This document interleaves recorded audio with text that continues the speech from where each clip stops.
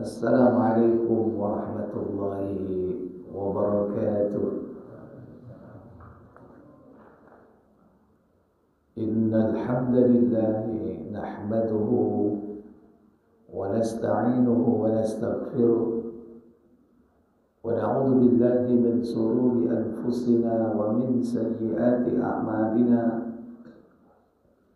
من يهده الله فلا مضل له ومن يضلل فلا هادي له وأشهد أن لا إله إلا الله وحده لا شريك له وأشهد أن محمدا عبده ورسوله اللهم صل وسلم وبارك على محمد صلى الله عليه وعلى آله وأصحابه ومن تبعهم بإحسان إلى يوم الدين أما بعد. Puja dan puji syukur kita panjatkan kepada Allah yang telah melimpahkan karunia yang banyak kepada kita semua sehingga tak sanggup kita menghitung nikmat tersebut. Nikmat iman dan Islam, nikmat terbesar yang Allah perintahkan untuk dipelihara, dijaga sampai datangnya kematian kita.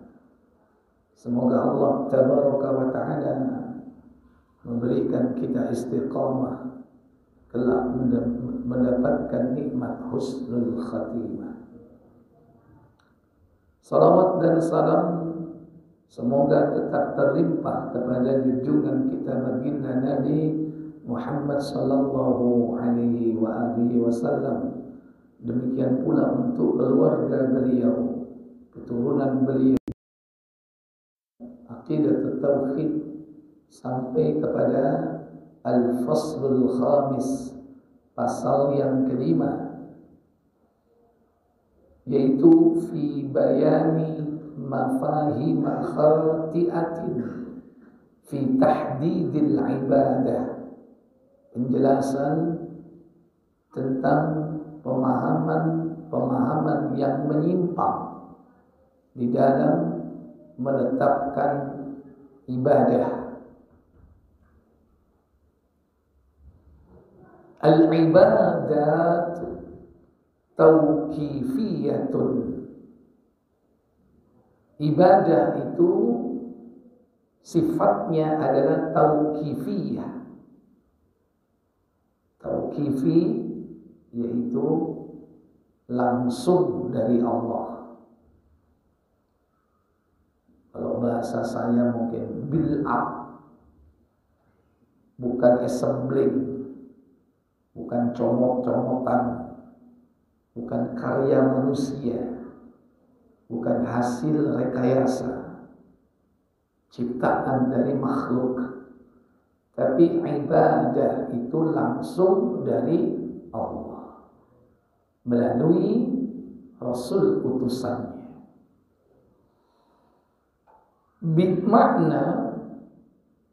Maknanya annahu la yashra'u syai' minha illa bidalilin minal kitabi was sunnah.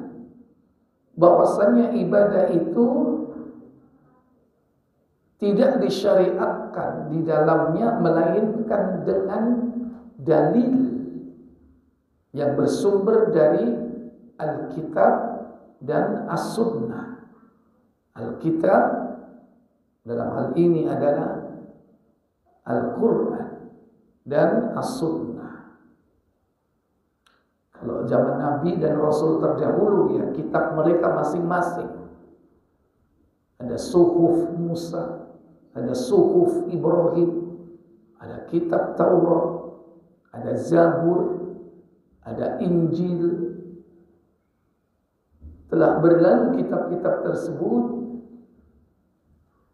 maka Al-Quran sebagai penyempurna membenarkan kitab-kitab terdahulu.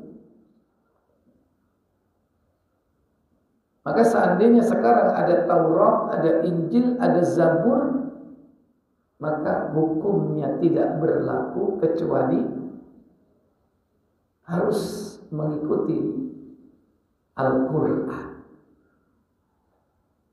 Ada kalanya di dalam Al-Quran itu meneruskan hukum yang ada dalam kitab-kitab sebelumnya. Ada kalanya ada yang dihapus, ada yang dipertahankan.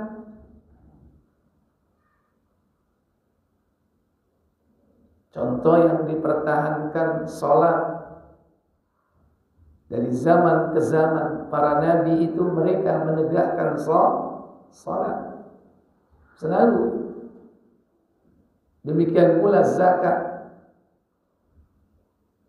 Cuman mungkin tata cara dan bacaannya berbeda. Tapi Ibrahim salat, Ismail salat. Demikian pula nabi-nabi yang lain pun menegakkan salat. Sampai Nabi Isa pun salat. Itu contoh yang dipertahankan mengenai ibadah. Ada lagi mengenai hukum yang dipertahankan. Hukuman bagi para pezina dari zaman ke zaman tetap rajam.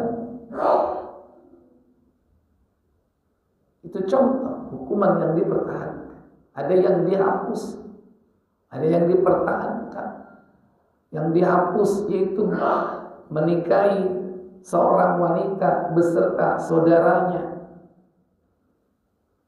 Di zaman dulu boleh menikah langsung sekaligus dengan saudaranya. Ada seorang perempuan punya saudara perempuan, sisa naik dulurmu tarapi. Boleh dulu, sekarang nggak boleh. Ini contoh syariat yang dihapus. Ya. Tapi intinya adalah bersumber dari Alkitab. Dalam hal ini kita sebagai umat Rasulullah SAW, ini umat akhir zaman, maka kita harus berpegang kepada Al-Quran dan As-Sunnah. Wa ma lam yashra' ya'tabiru bid'atan mardudah. Maka apa yang tidak disyariatkan, dia akan termasuk kategori bid'ah mardudah, yakni amalan yang diada-adakan dan tertolak hukumnya. Bid'ah ini adalah kalimat yang pertama kali disosialisasikan oleh Nabi Sallallahu Alaihi Wasallam terhadap perkara yang baru di dalam urusan agama, khususnya ibadah.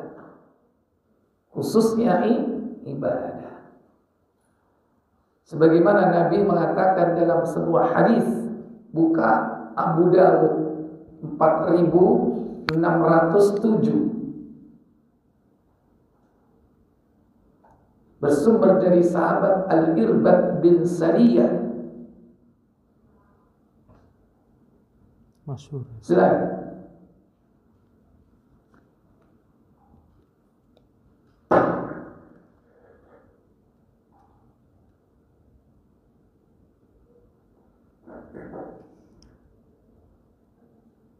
Dari Abdurrahman bin Amr As-Sulami dan Hujr bin Hujr, keduanya berkata, kami berkunjung ke rumah Al-Irbad bin Sariyah, dan ia termasuk seorang yang diturunkan ayat. Dan tiada pula dosa atas orang-orang yang apabila mereka datang kepadamu supaya kamu memberi mereka kendaraan, lalu kamu berkata, aku tidak memperoleh kendaraan untuk membawamu. Quran surat At-Taubah ayat 92. Kemudian kami mengucapkan salam kepadanya dan kami berkata, kami datang untuk menziarahimu, duduk-duduk denganmu dan ingin mendengarkan yang berharga darimu. Al-Irbad berkata, suatu hari Rasulullah SAW salat bersama kami, dan setelah itu beliau menghadap kepada kami lalu memberi kami nasihat yang sangat berharga yang membuat mata melinangkan air mata dan hati pun bergetar. Maka ada seorang berkata, wahai Rasulullah, seakan-akan ini adalah nasihat perpisahan. pesan apa yang akan engkau sampaikan kepada kami?" Beliau berkata, "Aku mewasiatkan kepadamu agar bertakwa kepada Allah dan tunduk serta taat meskipun seorang hamba sahaya yang hitam menjadi pemimpinmu." Itu pesan beliau yang pertama, untuk taat kepada pemimpin. Kemudian yang kedua, "Sesungguhnya orang-orang yang hidup setelahku akan mendapatkan perselisihan yang banyak. apa solusinya?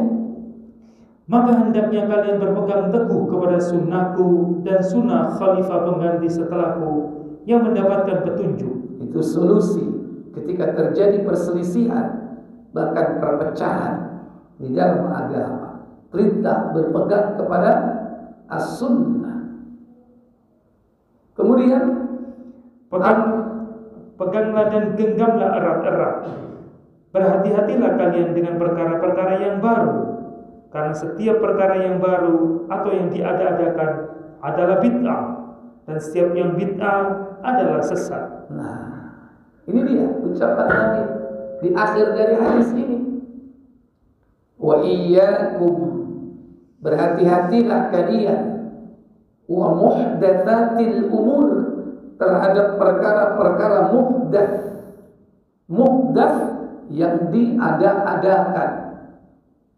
Yang diada-adakan dalam perkara apa? Fiddin, dalam urusan agama. Wa inna kulla muhdatsatin bid'ah, dan setiap perkara yang baru di dalam agama adalah bid'ah. Nabi yang pertama kali mensosialisasikan kata-kata atau istilah bid'ah. Maka antum jangan alergi. Bid'ah. Kalau dengar kata bid'ah alergi, gak usah alergi. Nabi yang mengatakan itu pertama kali, yaitu terhadap segala perkara yang baru dalam urusan agama. Ingat, urusan agama bukan urusan dunia.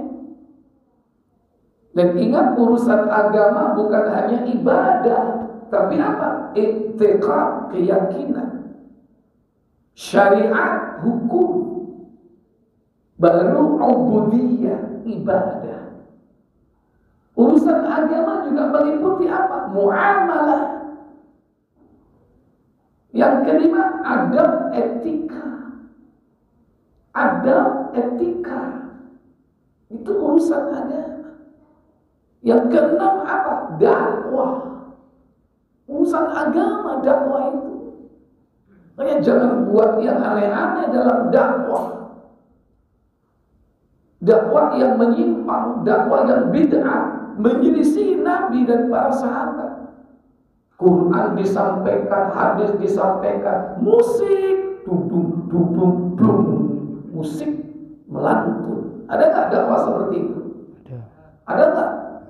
Cara dakwah yang menyimpang itu wilayah agama. Pernah nggak dengar melihat dakwah seperti itu? Iya. Sampai seneng kan? Seneng kan? Iya, ngaku bohong. Ya. Jadi itu contoh. Jadi apa saja yang tidak disyariatkan, maka dia termasuk kategori bid'ah, ditetapkan oleh Allah dalam perkara agama ini, maka itu termasuk bid'ah mardudah, yakni tertolak. Kama qala Nabi sallallahu alaihi wasallam, sebagaimana sabda Nabi sallallahu alaihi wasallam, "Man amila amalan laisa alaihi amruna fahuwa raddun." Hadis riwayat Aisyah di dalam Sahih Bukhari dan juga Sahih Muslim. Barang siapa yang mengerjakan sebuah amal ibadah tanpa dasar perintah dariku, kata Nabi, atau tidak termasuk dalam urusan agamaku ini, fahuwa raddun, maka tertolak. khususnya ibadah. Tapi secara umum apa? Yaitu apa saja di dalam agama. Makanya dalam hadis yang lain, coba buka Bukhari KBC 1250. Kalimatnya bukan man amila amalan, bukan. Apa?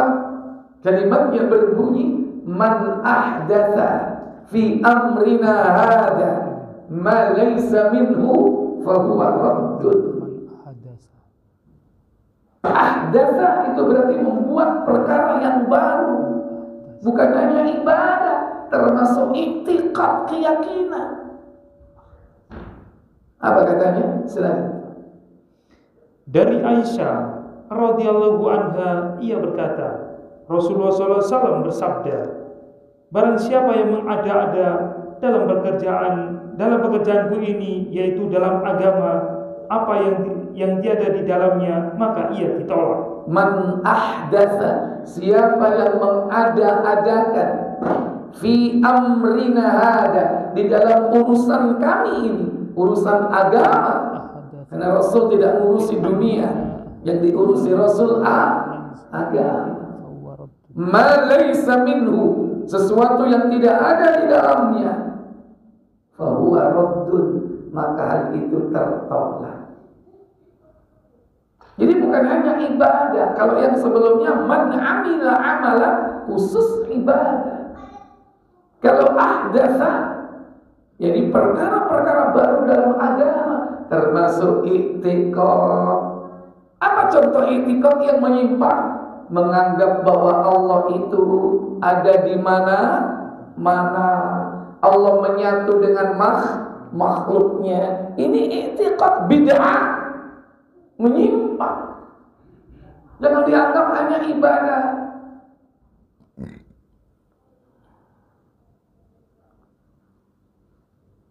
Ay mardudun alaihi amaluhu, yakni amal perbuatannya tertolak, artinya tidak diterima. La yakbalu minhu, tidak diterima oleh Allah tabaraka wa ta'ala. Bukan hanya tidak diterima, bal ya'thimu alaih, bahkan dia berdosa. Ingat, bukan hanya ditolak tapi berdosa.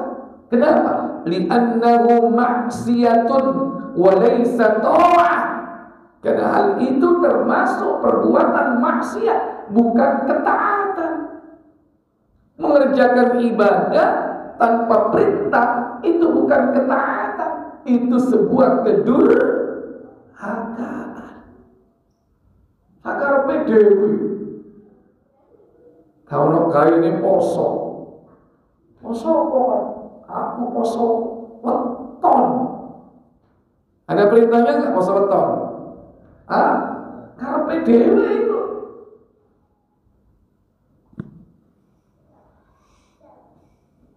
Tahu-tahu sholat, ditanya sholat apa ini?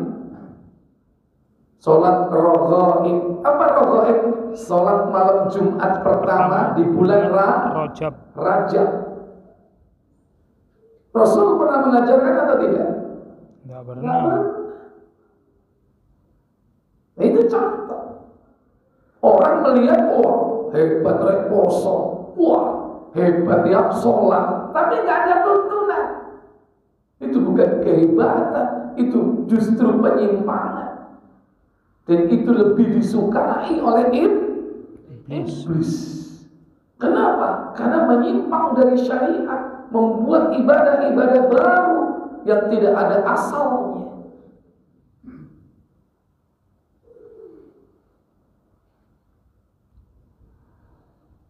Thumma innal manhajas salima, kemudian sesungguhnya manhaj yang selamat fi ada'il ibadatil masyru'ah, di dalam melaksanakan peribadatan yang disyariatkan, huwa, yaitu al-i'tidalu bainat tasahul wa takasul wa bainat tashaddudi wal ghulu, yaitu pertengahan antara meremehkan, bermalas-malasan, dan tasyaddud wal ghulu, yaitu strength dan berlebihan.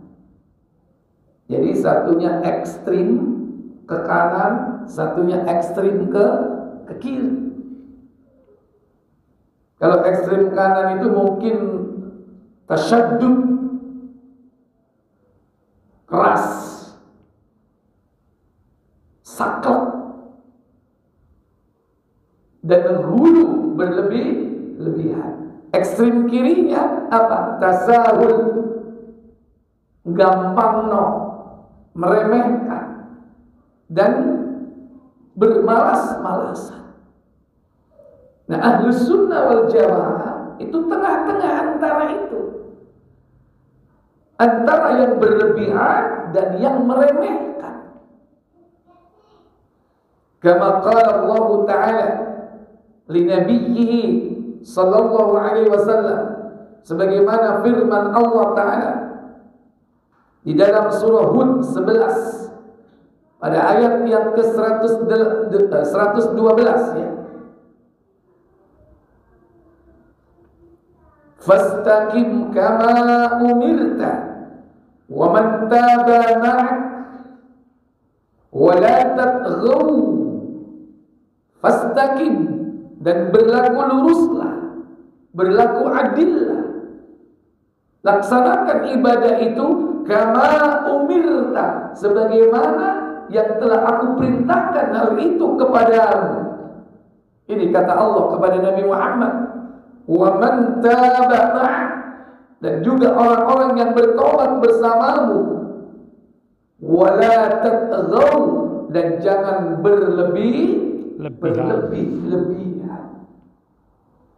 Jangan berlebihan dalam ibadah. وهذه الآيات الكريمة فيها رسم لخطة المنهج السليم في فعل العبادة. Ayat yang mulia ini merupakan landasan yang mendasari manhaj yang selamat di dalam mengerjakan peribadatan. Wadhalika bil istiqamati fi fi'liha ala tariqil mu'tadil, dan yang demikian ini yakni tetap teguh istiqamah di dalam mengerjakannya di atas jalan yang benar, jalan yang lurus, jalan tengah-tengah. Inilah manhaj Ahlussunnah allazi laisa fihi ifratun wala tafrit, yang tidak ada di dalamnya ifrat. Apa ifrat? Berlebih-lebihan di dalam agama, di dalam mengerjakan ibadah. Wala tafrit, dan juga tidak meremehkan.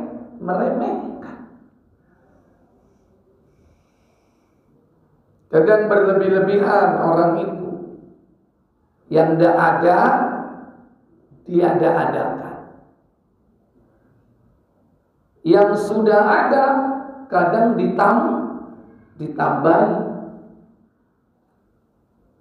dilakukan inovasi. Ada yang tidak ada tuntunan, asal pokok ibadahnya tidak ada, kemudian diada-adakan. Ya tadi contohnya poso, weton, nggak ada. Ada yang sudah ada perintahnya tapi ditambah-tambahi. Asal ibadahnya ada apa? Zikir, ada nggak asal ibadahnya? Asalnya ada, tapi ditambahi. Ambil apa? Muter-muter. Inovasi. Kalau ada apa? Dihitungi berapa? 5.000.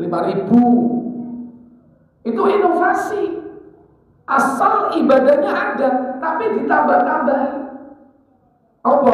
ngadep ngalor, ngadep ngidul, gedruk, rumah. Itu tambahan. Ada lagi asal pokok perintah zikirnya ada. Apa? Ditambahi tata caranya. Apa? Keambekan, diwaca ping 7. Pernah nggak melakukan Pak? Zikir keambekan. Pocong ping 20 keambekan, budal kok. Jadi ini contoh. Ya ini apa? Hulu di dalam ibadah.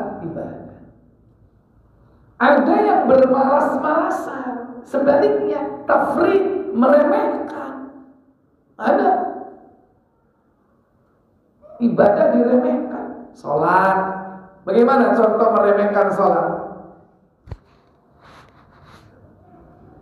Menunda-nunda. Menunda-nunda. Atau kalau udah ditunda apa? Dikerjakan tapi apa? Sing wajib tok. Itu bisa jadi tergolong meremehkan. Padahal dia mampu, nggak ada apa-apa. Wah, sholat Fatihah lagi. Ya memang sholatnya memang tidak batal, tetap sah. Terus ngapain? Nggak ada kepentingan, cukup Al-Fatihah, nggak baca surat. Bisa jadi itu bagian dari meremehkan. Yang penting sholat, apa? Masih cepet gak apa-apa. Yang penting sholat.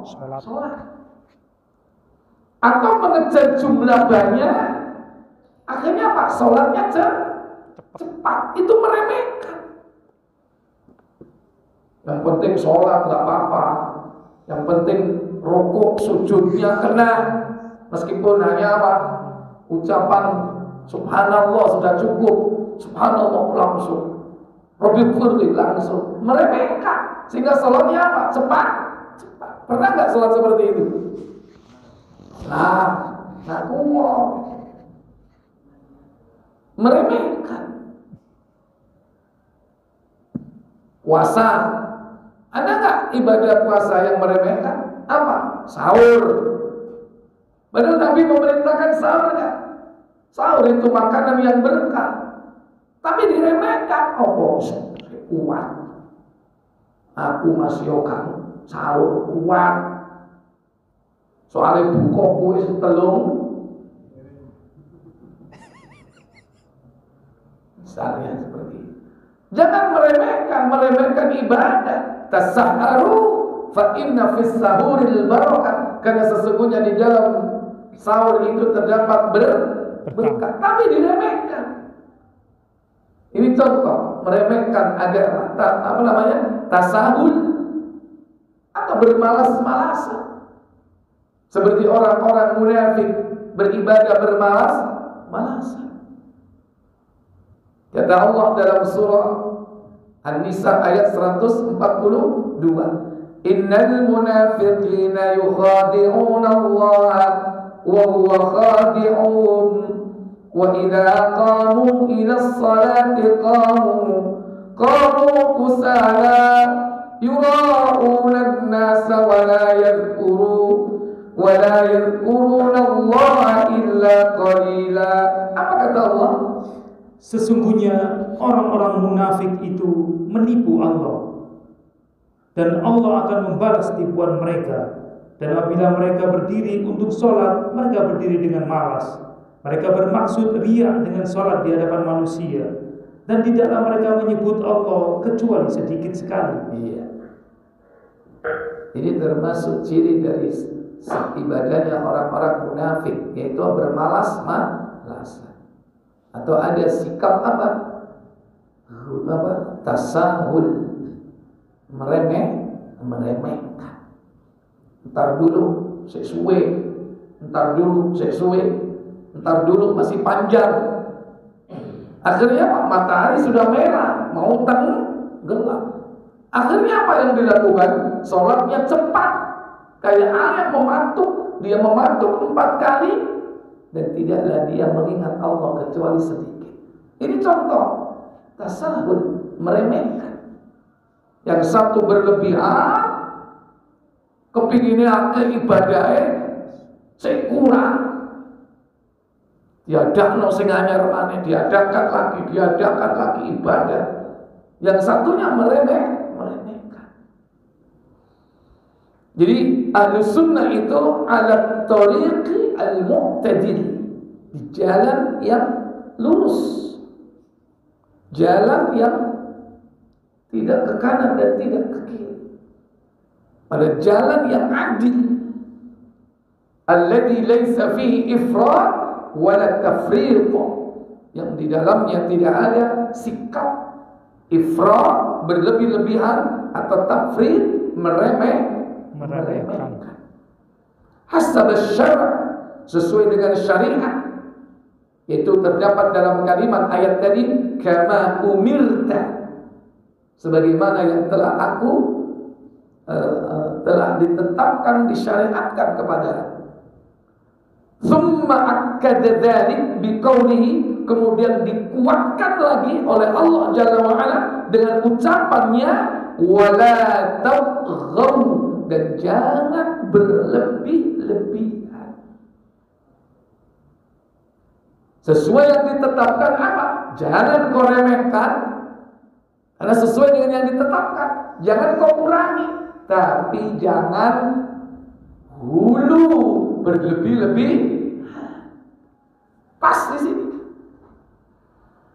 Wa tughyan, makna tughyan mujawazatul haddi bitasyaddudi, yaitu melebihi apa yang telah ditetapkan. Wa huwa al-ghulu, dan itulah yang disebut dengan ghulu. Walamma alima sallallahu alaihi wasallam, tatkala Nabi mengetahui bi anna thalathata min ashabi, bahwasanya ada 3 orang sahabatnya, tuqalu fi a'malihim, yang menyebutkan tentang amal perbuatannya, haitsu qala ahaduhum, di mana salah satu masing-masing di antara mereka mengatakan ana asumu wala uftiru, aku akan berpuasa, tidak akan pernah berbuka. Ini yang pertama. Yang kedua, wa qala al-akhar ana usalli wala urqud, aku akan sholat terus, tidak akan pernah tidur di malam hari, saya akan sholat terus. Dan yang wa qala al-thalith, yang ketiga mengatakan ana la atazawwajun nisaa, la atazawwajun nisaa, aku tidak akan pernah menikah selama-lamanya. 3 ini ucapan mereka yang menyimpang. Qala sallallahu alaihi wasallam, mendengar statement 3 sahabatnya itu, Nabi lantas bersabda, amma ana fa asumu wa uftiru, adapun aku berpuasa, tapi aku juga berbuka. Wa atazawwajun nisaa, bahkan aku menikahi seorang wanita. Nisa, beberapa wanita, istri beliau. Dari situlah kemudian Nabi mengatakan, faman raghiba an sunnati falaysa minni, siapa yang tidak suka, benci kepada sunnahku, maka dia bukan golonganku. Hadis riwayat Bukhari dan Muslim. Maka hati-hati, jangan sampai kita ini bersikap hulu di dalam agama kita dan meremehkan agama kita. Dari 3 kasus ini, 2-duanya masuk. 1 meremehkan, 1 hulu. 1 meremehkan, 1 hulu. Mana yang meremehkan? Yang meremehkan apa? Tidak menikah. Yang hulu yang mana? Hulu, sholat terus, gak tidur, puasa terus, tiap hari gak pernah berbuka, itu hulu. Yang satunya meremehkan, gak usah nikah, kuat. Meremehkan, ibadah ini jangan diremehkan. Padahal itu separuh agamamu. Kalau kau belum menikah, berarti kau belum sempurna agama. Baik, sudah masuk adzan, silakan adzan dulu.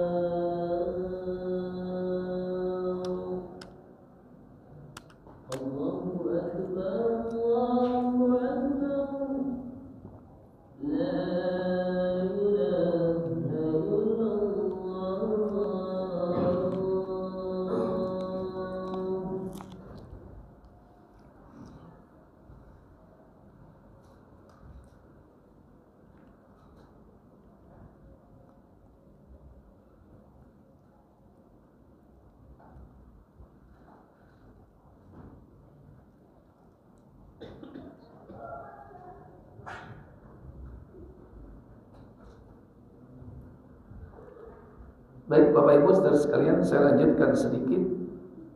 Wa hunakal an, dan di zaman sekarang, fi atani minan nasi ala turfin naqidin fi amril ibadah. Di antara manusia, mereka memiliki pemahaman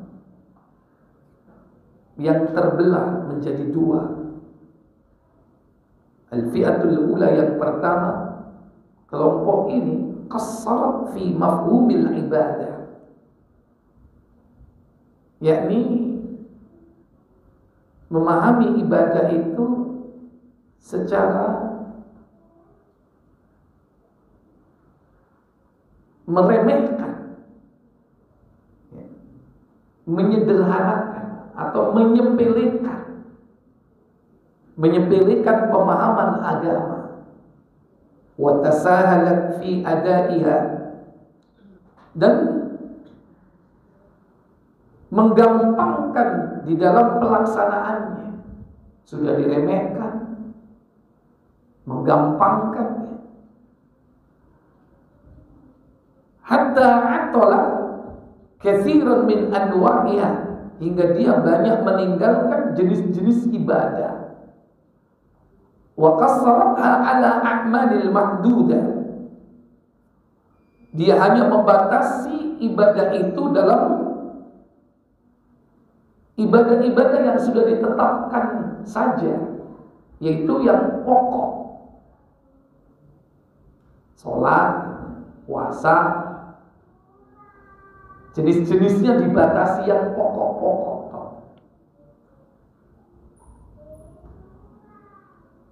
wa syaira qalilatin tu'di fil masjid faqat, atau dia membatasi tempatnya, syiar-syiar pelaksanaan ibadah itu hanya ada di masjid saja.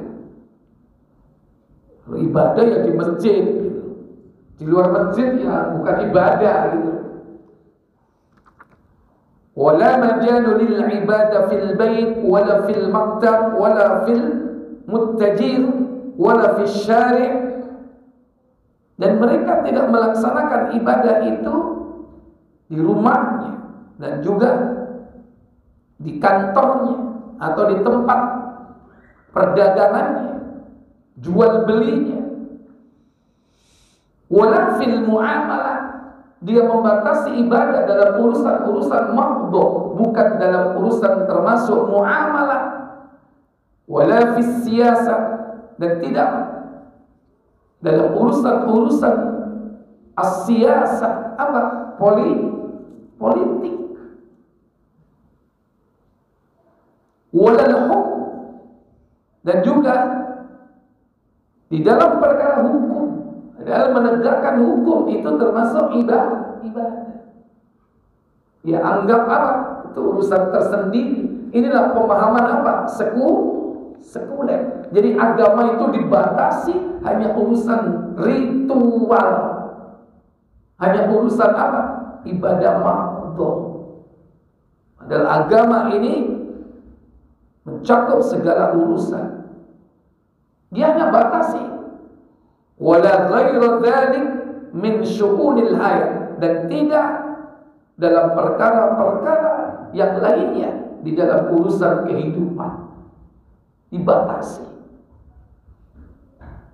Nah, iya memang lil masjidi fadlun. Di dalam masjid itu memang ada keutamaannya. Wa yajibu an tu'ti fis shalawatil khams, terutama di dalam mengerjakan salat 5 waktu. Walakin al-ibadatu tashmilu kulla hayatil muslim. Ibadah itu mencakup seluruh perkara kehidupan seorang muslim, baik dakhilul masjid wa kharijuha, baik yang ada di dalam masjid ataupun yang ada di luar masjid. Jangan dibatasi ibadah hanya di masjid, ritual, sholat dan yang sejenisnya. Di luar masjid banyak ibadah-ibadah yang dilakukan. Karena ibadah itu bukan hanya sebatas ritual, tapi seluruh aktivitas hidup manusia.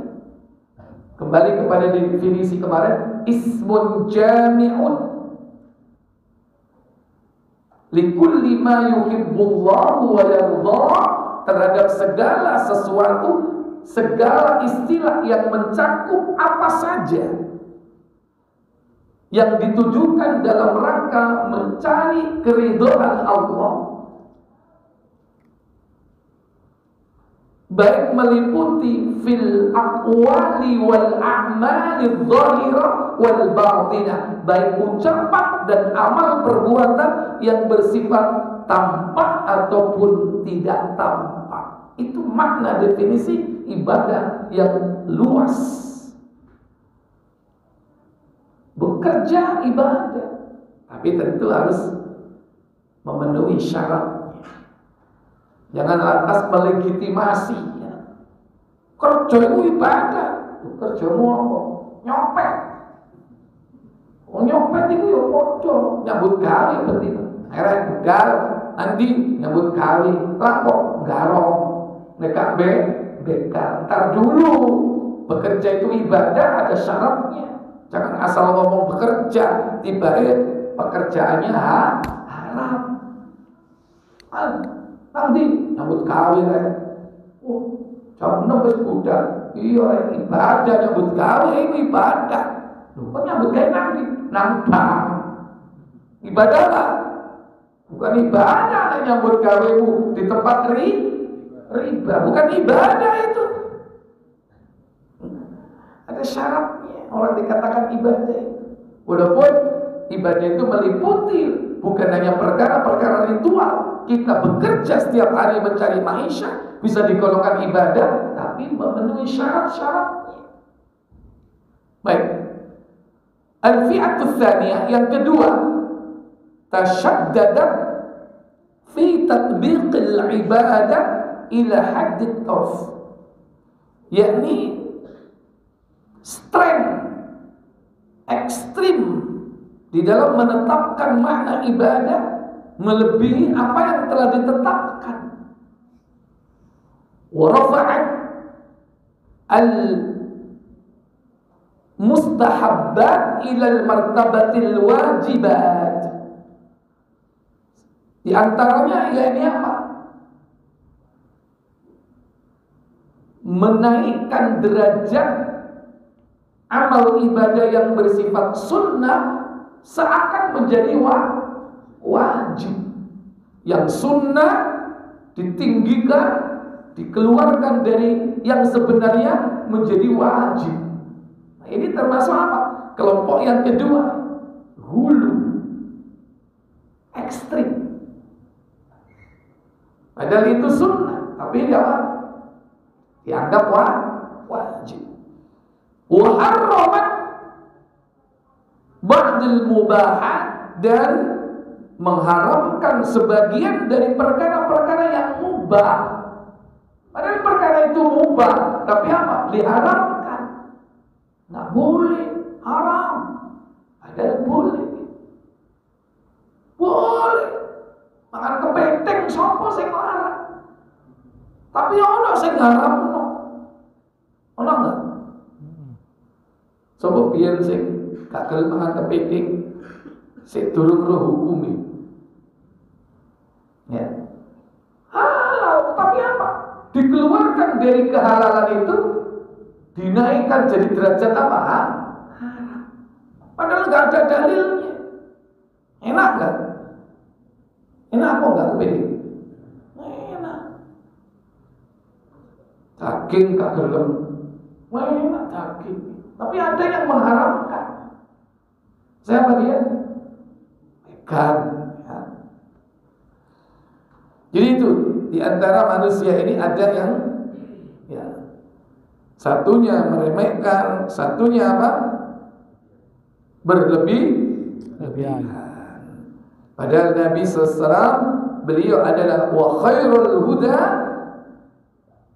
huda Muhammadin sallallahu alaihi wasallam. Padahal sebaik-baik petunjuk adalah petunjuk dari Nabi kita Muhammad sallallahu alaihi wasallam. Wa syarrul umuri muhdatsatuha. Dan seburuk-buruk perkara itu perkara yang diada-adakan. Wallahu a'lam.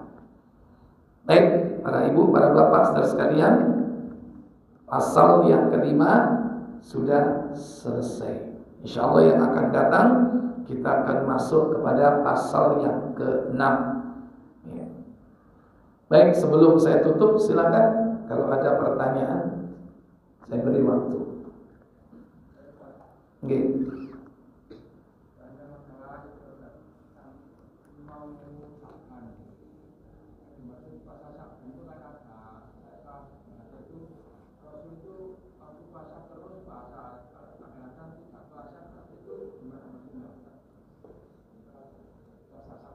Ya, jadi Rasulullah SAW beliau itu memperbanyak puasa di bulan Sya'ban. Bahkan puasa beliau itu hampir mendekati 1 bulan. Artinya ketika beliau diberi kesempatan oleh Allah Jalla wa'ala untuk tidak melakukan safar, beliau banyak berpuasa. Karena puasa Sya'ban ini puasa sunnah. Dalam hadis kata Aisyah, "Ma ra'aitun nabiyya sallallahu alaihi wasallam yasumu akmalu fi syahrin." Tidak pernah aku melihat Rasulullah SAW berpuasa yang sempurna sebulan penuh illa Ramadan, kecuali Ramadan. Dilanjutkan oleh Aisyah, wa ma ra'aitun nabiyya sallallahu alaihi wasallam aktsaru yasumu aktsaru fi syahrin illa Sya'ban.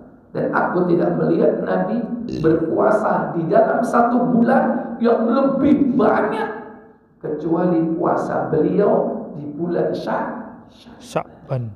Jadi beliau memperbanyak puasa di bulan itu. Kapan? Ketika beliau melaksanakannya ketika tidak ada uzur. Salah satu yang membuat orang uzur tidak melaksanakan puasa sunnah apa? Sedang safar. Itu berlaku puasa umum. Puasa Ayyamul Bid, puasa Senin Kamis, 3 hari dalam setiap bulan. Kalau dia dalam kondisi safar, maka lebih utama rukhsah itu diambil. Beda dengan puasa wajib. Kalau puasa wajib sedang safar, ada 2 pilihan. Puasa boleh, berbuka boleh. Tapi kalau puasa sunnah lebih baik kalau kita safar apa? Berbuka. Mengambil diskon dari Allah Jalla wa'ala. Nah kalau dia istiqomah biasa melakukan puasa sunnah, suatu saat dia karena safar tetap dapat pahala. Enaknya Pak, orang kalau istiqomah dalam sebuah amalan sunnah dan kita ini suatu saat tidak melaksanakan karena udzur syar'i, tetap dapat pahala. Kalau bahasa saya, iku enake dadi pegawai Allah. Pegawai negeri itu masih gak mlebu tiap bulan oleh bayaran ya? Bayaran ya? Sampean pegawai swasta gak mlebu 2 minggu, bayaran ya? Potong. Enak potong 2 minggu ya. Kalau pegawai negeri, oto. Nah pegawainya Allah juga begitu. Bahasa saya pegawainya Allah. Apa? Istiqomah dalam mengerjakan amal. Ketika kita tidak mengamalkan karena udzur syar'i, dia tetap diberi oleh Allah Jalla wa'ala. Syaratnya itu tadi, istiqomah. Biasa Senin Kamis. Suatu saat dia udzur. Kenapa? Safar. Nang di Jakarta, nang di umroh. Selama sebulan dia safar, belas gak Senin Kamis. Karena dia sebelumnya istiqomah puasa Senin Kamis, ketika dia mukim tidak sedang safar, maka saat dia safar sebulan penuh itu dapat pahala Senin Kamis. Syaratnya apa? Sebelumnya harus istiqomah jalur pahala. Turun dari pegawai jalur gaji. Caranya bagaimana jadi pegawainya Allah? Amalkan ibadah itu secara istiqomah. Baru kon oleh bayaran tetap. Aku turun gaji 13. Yang lain Allah wa'ala. Baik, saya cukupkan sampai di sini karena ini sudah cukup lambat ya salat kita.